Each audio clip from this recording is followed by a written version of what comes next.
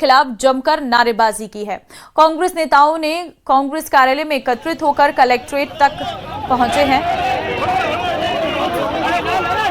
जहां शांतिपूर्ण विरोध प्रदर्शन किया गया।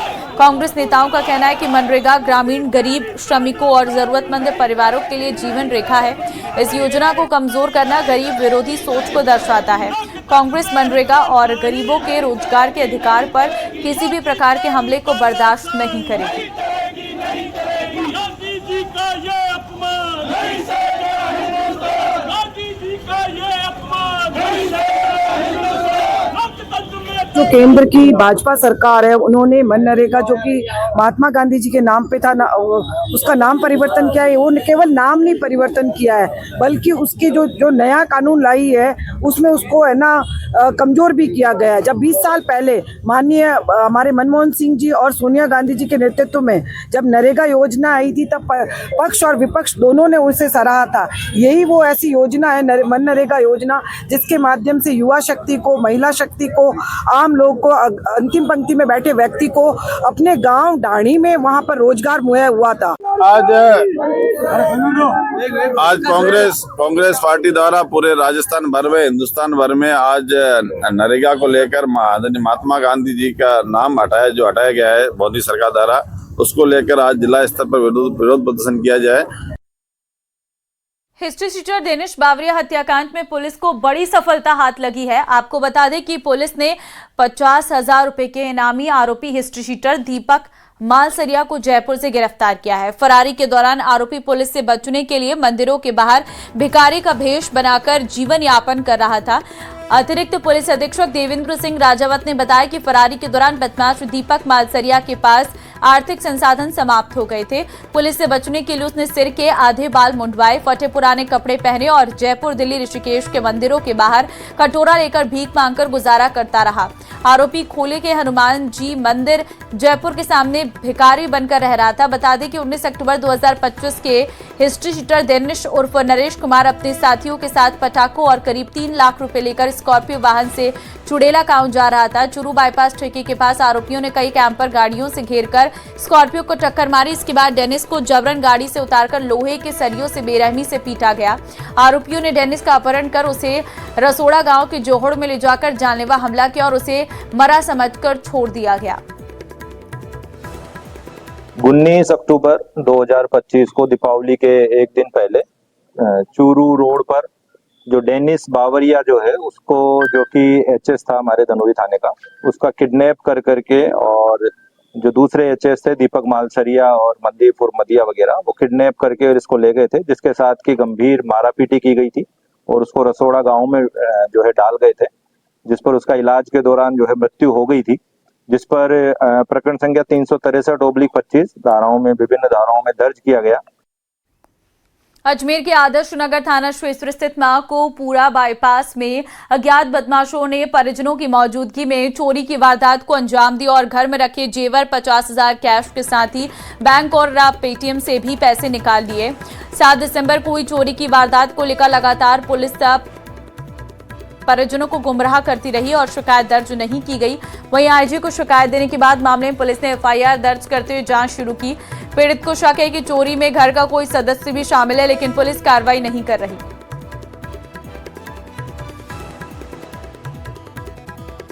लगभग 9 बजे के लगभग हमें जबरदस्ती नींद आने लगी, जबकि ऐसा होता नहीं है। अमूमन हमको 11 बजे नींद आती है, 11 साढ़े 11 के लगभग हम मतलब सोते हैं। लेकिन उस दिन क्या हुआ भगवान जाने, हमें तो मतलब नींद गहरी लगी, तो हमें तो आशंका है कि भाई हमारे घर में किसी ने कोई स्प्रे करके बेहोश किया और हमारा ये माल सफाई, पूरा माल सफा चट कर दिया। फोन, मोबाइल, पेटीएम, गहना, जो कैश पड़ा था 50,000 रुपया बक्से में था, 5,000 रुपया मोबाइल की पॉकेट में था, कागजात थे, वो सारा नील बटा नील, बैंक अकाउंट भी नील बटा नील और बक्सा भी नील बटा नील। माउंट आबू में सड़क हादसा हो गया है। यात्रियों से भरी बस पलटी है। हादसे में 30 यात्री घायल बताए जा रहे हैं, जिसमें 13 की हालत गंभीर है। आबू रोड ट्रॉमा सेंटर में सभी का इलाज जारी है। गुजरात से लोग माउंट आबू घूमने के लिए आए थे। ड्राइवर के नशे में होने की बात अभी सामने आ रही है। बस में कुल 50 यात्री बताए जा रहे हैं। माउंट आबू के आराना के नीचे यह हादसा हुआ है। बस सुरक्षा दीवार तोड़कर खाई में गिरी है।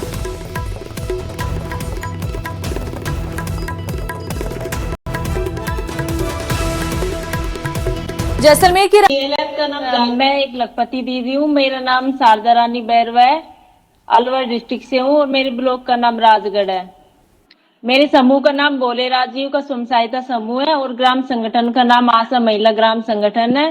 CLF का नाम जागृति CLF है। मैं लखपति दीदी हूँ। मेरी सालाना आय 2 लाख रुपए है। मैं जब समूह में नहीं जुड़ी थी उससे पहले मैं बिल्कुल बेरोजगार थी। उस टाइम मेरे पति भी बेरोजगार थे, लेकिन समूह में जुड़ने के बाद मैंने समूह में एक T2 की राशि आती है, उससे मैंने लोन 50,000 रुपए का लोन लेके मैंने एक किराने की दुकान खोली। जब किराने की दुकान खोली तो उस पर मेरे पति बैठने लग गए और मैं घर का कार्य करती थी। तब सन 2016 में मैं एक बैंक समूह के द्वारा बैंक सखी के रूप में PNB बैंक में कार्य करने लगी और वहां से भी मैंने लोन लेके, मुद्रा लोन लेके और मैंने अपनी दुकान को आगे बढ़ाया है। और भैंस का लोन लेके मैं भैंस भी लेके आई हूँ और उससे भी मैंने अपनी आजीविका को बढ़ाया है। फिर लखपति दीदी योजना के तहत जो ऋण हो रहे थे उसमें से मैंने 90,000 रुपए का लोन लेकर किराने की दुकान के साथ साथ मैंने कॉस्मेटिक की दुकान भी डाली है और उसके साथ साथ अब मैं उसमें साड़ियां भी रखने लग गई हूँ, जिससे कि अपनी आजीविका को और बढ़ा सकूं। और इसके साथ साथ हमने जो हमारी बहनें हैं जो लखपति दीदी बन गई हैं, उनके भी हमने लोन करवाकर बैंक से CLFO स्तर पर और लखपति दी महिला निधि से लोन करवाकर उनकी भी आजीविका को आगे बढ़ा रहे हैं, जिससे कि वो महिला की आजीविका बढ़ सके और महिला के आर्थिक रूप से मजबूत बन सके। इसके साथ साथ हमारे CLF में 3,000 महिलाएं हैं, जो उनमें से 1386 महिलाएं लखपति दीदी की श्रेणी में आ चुकी है। और इसके साथ साथ हम ये प्रयास कर रहे हैं कि जो महिलाएं लखपति दीदी से वंचित रह गई हैं उनको भी हम उनकी योजनाओं का लाभ दिलाकर उनको ट्रेनिंग करवाकर CLF और BO स्तर या महिला निधि से लोन करवाकर उनका भी कि वो भी कोई रोजगार डाल सके, जिससे कि वो भी अपनी आय बढ़ा सके। आप ये बताइए कि शुरू में जब आपने कार्य प्रारंभ किया तो आपको क्या परेशानी आई? शुरू में कार्य प्रारंभ किया तो उस टाइम सर जैसे इतनी बिक्री नहीं होती थी, कोई इतना जानता भी नहीं था, बहुत कम आय होती थी। नहीं, घर से निकलने में, घर से बाहर जाने में परेशानी आई आपको? पहले बनाने में घर वालों को कैसे आपने संतुष्ट किया? घर से निकलते थे सर समूह में जुड़ने से पहले मैंने स्कूल में पढ़ाया था, क्योंकि घर में कोई जो कार्य नहीं था, पति बेरोजगार थे, तो मैं स्कूल में जाती थी तो बहुत परेशानी आती थी। लोग कहते थे कि जैसे गांव के पास में स्कूल थी वहां जाती थी, उसमें गांव के लोग भी जाते थे। वो अभी क्या कहते हैं? अब क्या कहते हैं वो? अब सर पहले तो ऐसे बोलते थे जैसे घूंघट थोड़ा भी ऊपर रह जाता था तो सब डांटते, घर आके बोलते थे कि आज तेरी बहू को ऐसे देखा, आज ऐसे देखा। लेकिन आज मैं जब बैंक में बैठती हूँ तो बिल्कुल खुले मुंह से बैठती हूँ। वहाँ मेरे ससुर भी जाते हैं, जेठ भी जाते हैं, लेकिन मैं किसी से पर्दा नहीं करती। और वहाँ आज अब कोई भी लोग ऐसे नहीं बोलते कि वहाँ कोई भी आज करा के ऐसे नहीं बोलते कि ये ऐसे रहती है, बल्कि सब तारीफ करते हैं कि इसने ऐसा कार्य करके बहुत अच्छा काम किया है। और उससे महिलाएं भी सर बिल्कुल बेझिझक होके बैंकों में जाती हैं। अच्छा, अब आप अपनी किस्त भी समय पे भर रही हैं पूरी? हाँ, और काम भी चल रहा है? बिल्कुल रेगुलर जाती है और काम भी बिल्कुल बढ़िया चल रहा है। बहुत अच्छा। आपके घर में और कौन कौन है? मेरे घर में मेरी ससुर जी नहीं है, मेरी सासू माँ है, 2 बच्चे हैं और पति पत्नी है। अच्छा, सासू माँ का पूरा प्यार होगा? हाँ सर, वो मेरे पास ही रहती है सासू माँ। चलिए, बहुत अच्छा। सेवा करती होंगी आप? हाँ सर, वो क्या 2 है, मेरे जेठ है, देवर है, वो गवर्नमेंट जॉब में है, लेकिन वो सासू जी हमारी परेशानी वजह से हमारे पास रहती है। बहुत अच्छा, बहुत अच्छा। अभी हम अलवर में ही हैं, हमारी दूसरी बहन बैठी हैं गीता जी, वो भी अपना अनुभव बताएंगी। गीता जी नमस्कार सर, मैं लखपति दीदी गीता बात कर रही हूँ। मैं लखपति दीदी कैसे बनी उसके बारे में मैं बताना चाहती हूँ। 2016 में मैं समूह से जुड़ी सर, तो मैं और चलिए इस बीच एक बड़ी खबर है। 26 दिसंबर से रेलवे यात्रियों की जेब पर असर पड़ने वाला है। रेलवे ने लंबी दूरी की यात्राओं की किराए में बढ़ोतरी का फैसला किया है। 215 किलोमीटर तक साधारण श्रेणी की किराए में कोई बदलाव नहीं किया गया है, लेकिन इससे अधिक दूरी पर सफर करने वालों को अधिक किराया देना होगा। 215 किलोमीटर से अधिक दूरी पर साधारण श्रेणी में 1 पैसे प्रति किलोमीटर की बढ़ोतरी होगी। वहीं मेल और एक्सप्रेस ट्रेनों में नॉन एसी और एसी दोनों श्रेणियों की किराए में 2 पैसे प्रति किलोमीटर की बढ़ोतरी की गई है। इस बदलाव से रेलवे को अतिरिक्त आय की उम्मीद है।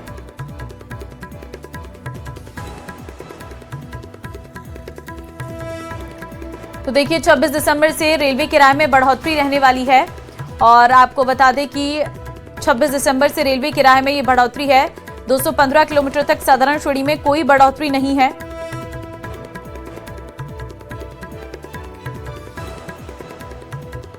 सीबीआई ने रिश्वतखोरी के एक बड़े मामले में रक्षा मंत्रालय के एक वरिष्ठ अधिकारी को गिरफ्तार किया है। जानकारी मिल रही है कि सीबीआई ने लेफ्टिनेंट कर्नल दीपक कुमार शर्मा और एक प्राइवेट शख्स विनोद कुमार को 20 दिसंबर को अरेस्ट किया। सीबीआई का कहना है कि 18 दिसंबर को विनोद कुमार ने कंपनी के कहने पर लेफ्टिनेंट कर्नल दीपक कुमार शर्मा को 3 लाख रुपए की रिश्वत दी थी। इसी लेन देन के आधार पर कार्रवाई की गई, जिसमें सीबीआई ने रिश्वत राशि 3 लाख सहित कुल 2 करोड़ 23 लाख रुपए बरामद किए। वहीं राजस्थान के श्रीगंगानगर में उनके घर से 10 लाख रुपए कैश और कई अहम दस्तावेज भी जब्त किए गए हैं। सीबीआई के मुताबिक ये केस 19 दिसंबर 2025 को पुख्ता सूचना के आधार पर दर्ज किया गया था। आरोप है कि लेफ्टिनेंट कर्नल दीपक कुमार शर्मा, जो कि रक्षा उत्पादन विभाग में इंटरनेशनल कोऑपरेशन और एक्सपोर्ट से जुड़े पद पर तैनात थे, लंबे समय से प्राइवेट डिफेंस कंपनियों से रिश्वत ले रहे थे। इसके बदले में वे इन कंपनियों को सरकारी विभागों से गलत तरीके से फायदा पहुंचा रहे थे।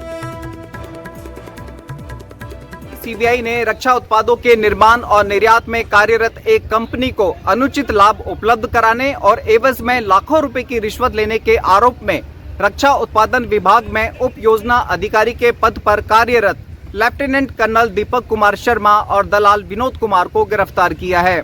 सीबीआई ने लेफ्टिनेंट कर्नल दीपक कुमार शर्मा की वाइफ काजल बाली, जो श्री गंगानगर में 16 इन्फेंट्री डिवीजन ऑर्डिनेंस यूनिट में कार्यरत है, के खिलाफ भी मामला दर्ज किया है। सीबीआई ने लेफ्टिनेंट कर्नल दीपक कुमार शर्मा के श्री गंगानगर आवास से 10 लाख रुपए की नकदी सहित अलग अलग ठिकानों से कुल 2 करोड़ 23 लाख रुपए की भारी भरकम नकदी जब्त की है। फिलहाल सीबीआई द्वारा गिरफ्तार किए गए लेफ्टिनेंट कर्नल दीपक कुमार शर्मा और एजेंट विनोद कुमार को कस्टडी में लेकर गहनता से पूछताछ की जा रही है। अशोक शर्मा, न्यूज़ 18 श्री गंगानगर।